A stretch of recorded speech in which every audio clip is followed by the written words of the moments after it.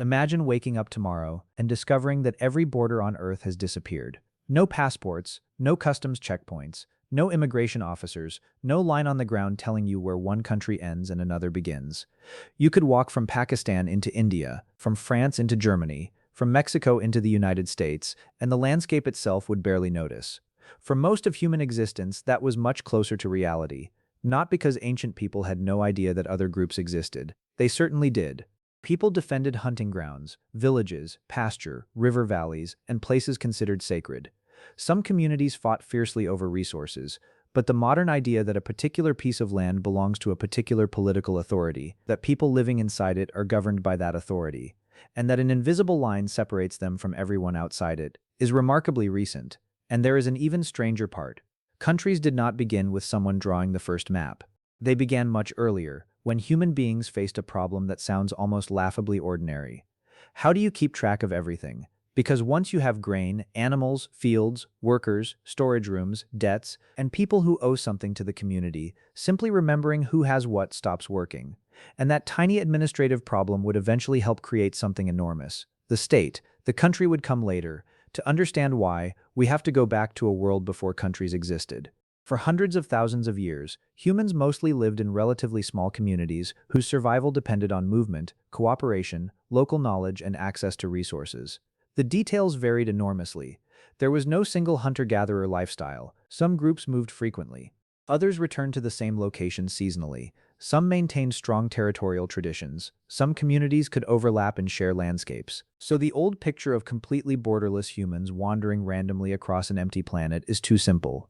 But there was a fundamental difference. People generally did not live inside permanent territorial states with centralized governments collecting taxes from millions of inhabitants. There was no Ministry of Agriculture waiting for the annual wheat report. There was no passport office. There was no official standing nearby to inform a hungry family that they had crossed 400 meters into another jurisdiction. The landscape was complicated, but political geography was not yet organized the way ours is. Then something changed. People began settling down. Agriculture made permanent settlements increasingly viable in parts of the Near East, and communities began constructing houses, storage facilities, ritual spaces, and shared infrastructure. One of the most revealing places on Earth is an ancient settlement we now call Jericho. At Tel es-Sultan, near the perennial spring of Ain es-Sultan, a substantial permanent community existed by the 9th to 8th millennium BCE. Archaeologists have found monumental features from this period, including a wall, ditch, and tower. UNESCO describes the site as evidence of the transition towards sedentary communal life and new forms of social organization. Think about what that means. A wall is not simply a pile of stones. A wall requires somebody to decide where it goes. Someone has to gather materials. Someone has to organize labor. Someone has to maintain it. And once hundreds of people invest effort into one location, leaving becomes more complicated. This is the first major shift. When humans move through the landscape, resources move with them. When humans build permanent settlements, resources begin to accumulate in one place. Grain can be stored, animals can be penned, houses can be built, fields can be cultivated year after year, and suddenly a settlement has something worth defending. But here is where the story gets more complicated. We cannot simply point to Jericho's wall and announce, "This was the first country." It wasn't. Its precise original purpose is debated. Earlier archaeologists interpreted the wall and tower defensively, while later researchers have proposed other functions, including flood control. The evidence tells us that enormous collective effort went into the settlement, but it does not give us a neat label saying exactly why every part was built, and that uncertainty is important. Because countries did not appear because one person suddenly invented the concept. They emerged from a chain of problems. First came permanence, then accumulation, then coordination, and eventually accounting. Imagine a village becoming larger. At first, everyone probably knows roughly what is happening. You harvested this field. I stored that grain. She has 3 goats. He owes someone a basket of barley. But the settlement grows. More houses appear. More land is cultivated. More food is stored.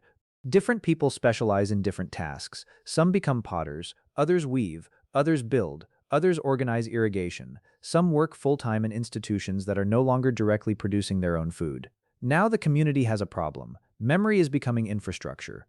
And human memory is terrible at being infrastructure. You can remember your neighbor's face. It becomes considerably harder to remember 4,000 containers of grain, dozens of workers, livestock, tools, debts, rations, and deliveries. So humans developed systems for counting. Tokens, seals, standardized containers, measurements, eventually writing.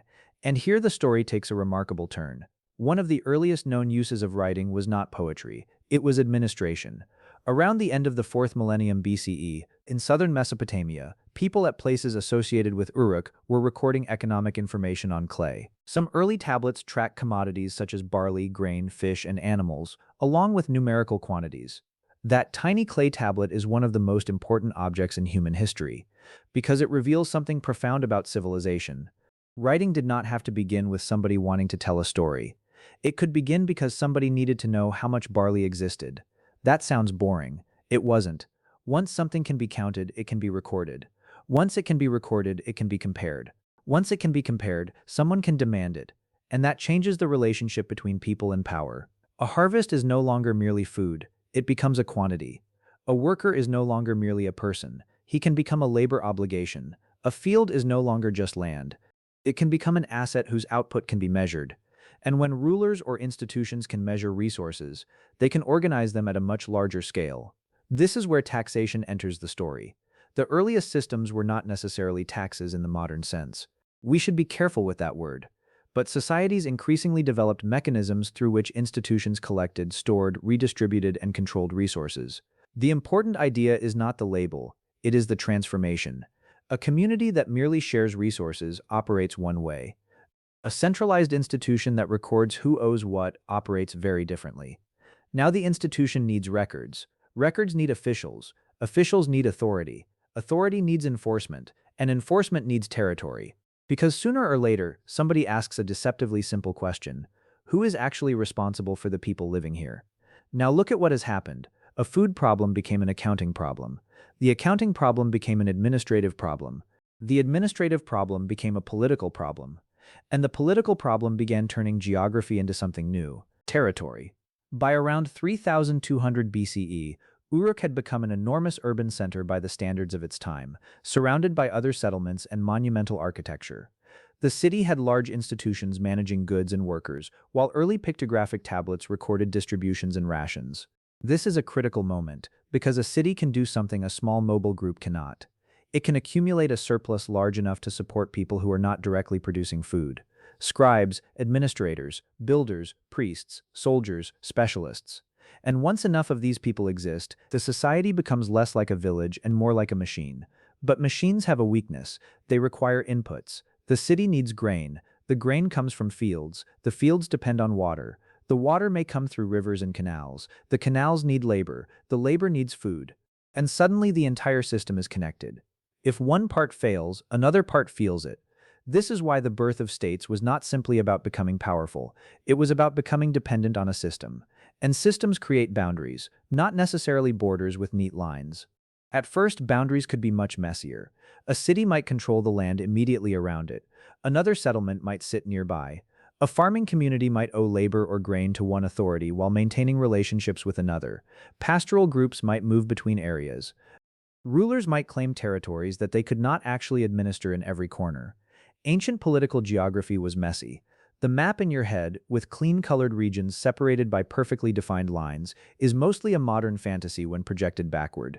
But the underlying idea was emerging. There is a political center. It controls a population. That population occupies a territory, and someone has the authority to decide what happens inside it. This is a state, and states appeared long before nations. That distinction matters enormously. A state is fundamentally political. A nation is about peoplehood, a sense that a population forms a particular community with shared identity, history, culture, or destiny. Those two ideas can overlap, but they are not the same thing. Ancient Egypt was a state. The Roman Empire was a state and an empire. Mesopotamian city-states were states, but none of these societies operated exactly like the modern nation-state. Modern nationhood developed much later, particularly through processes in the early modern and modern periods. Political boundaries, centralized sovereignty, mass literacy, print culture, and ideas of national identity eventually fused into the system that dominates the world today. So when we ask, who invented countries, the honest answer begins with a frustrating sentence. Nobody. There was no inventor. There was a gradual transformation, and that transformation accelerated whenever population pressure, agriculture, trade, warfare, administration, and resources became too complicated for small-scale organization. Take warfare. A larger settlement with stored food is attractive, not just to the people living inside it, to everyone else. A village full of grain is essentially a warehouse with walls. A city full of grain, animals, tools, metal, and workers is an even larger warehouse. And now the wall has a second meaning. It does not merely separate inside from outside. It announces that there is an inside worth protecting. This is where Jericho becomes so interesting again. Its early wall predates the great kingdoms of Egypt and Mesopotamia by thousands of years. UNESCO describes its Neolithic architecture as evidence of the planning and labor required for communal life. Whatever the exact purpose of that wall, it represents an enormous change in human behavior. People were investing heavily in staying somewhere, and that means permanence was becoming valuable. But permanence creates a strange paradox. The more you build, the more you have to defend. The more you store, the more valuable your settlement becomes. The more valuable your settlement becomes, the more organization it requires. And the more organization it requires, the more power becomes concentrated in institutions capable of coordinating thousands of people. That feedback loop is one of the engines of civilization. Build a settlement, the settlement creates surplus. Surplus attracts administration. Administration creates power. Power protects and expands the settlement. Expansion creates more resources. More resources require more administration. And round it goes. Eventually, rulers began making territorial claims far beyond a single town. They conquered neighboring communities. They demanded tribute. They built fortifications. They appointed officials. They kept records. They standardized weights and measures. And they turned geography into administration. At this point, something subtle happens. A piece of land stops being just somewhere people live. It becomes somewhere a government claims to rule. That distinction sounds obvious because modern life has hidden how extraordinary it is. Look around today. You can tell somebody your address and instantly locate yourself within a hierarchy. A house belongs to a neighborhood. A neighborhood belongs to a city. A city belongs to a province or state. That belongs to a country. And the country belongs to an international system in which nearly every piece of dry land is assigned somewhere. We live on a planet that has been politically partitioned. But humans did not always see the world this way. The ancient world contained kingdoms, empires, city-states, tribal confederations, autonomous communities, borderlands, contested territories, and regions where political authority became increasingly weak with distance. For a long time, sovereignty was not a clean line. It was more like a fading signal, strong near the ruler, weaker farther away, sometimes almost non-existent. And then another force began tightening the map. War. Large states needed soldiers. Soldiers needed food. Food needed taxes. Taxes needed administration. Administration needed records. Records needed people who could read and write. Writing needed institutions to preserve it. The clay tablet had become part of a military machine, and this is one of the great ironies of civilization.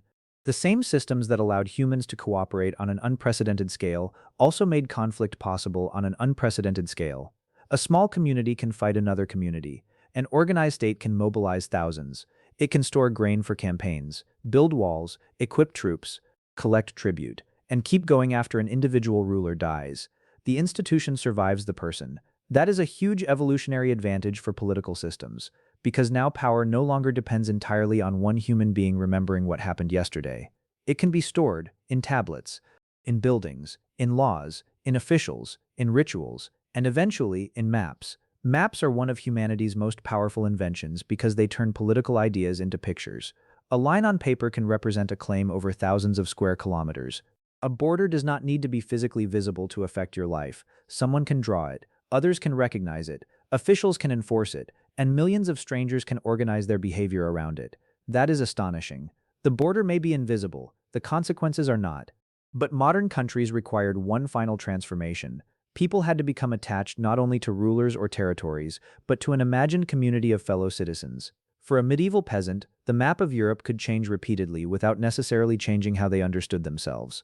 Modern nations are different. They encourage people to imagine themselves as members of a vast community whose individual members may never meet, yet are connected by language, institutions, historical memory, symbols, and a shared political identity. Modern scholarship treats the nation and the state as distinct ideas that were eventually fused in the nation-state.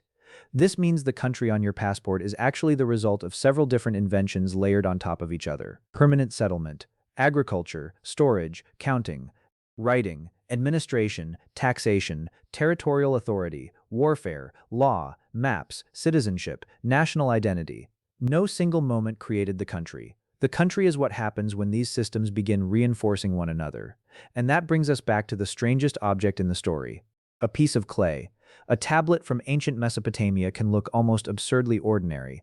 It might record barley, a quantity, a distribution, a ration, nothing heroic, no battle scene, no king triumphantly standing over an enemy, just accounting. But the tablet represents a profound shift in how humans organize reality. Once you can write down who received how much grain, you can manage people who are not standing in front of you.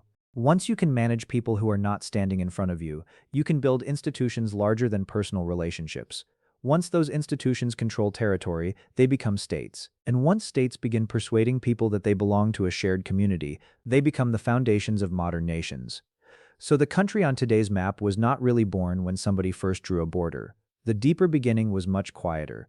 It was the moment human beings settled long enough to have something worth counting: a field, a harvest, a storehouse, a wall, a debt, a responsibility, and eventually a place that someone could say was ours. Thousands of years later, we still live inside that decision. When you cross a border, you are not simply moving from one patch of earth to another.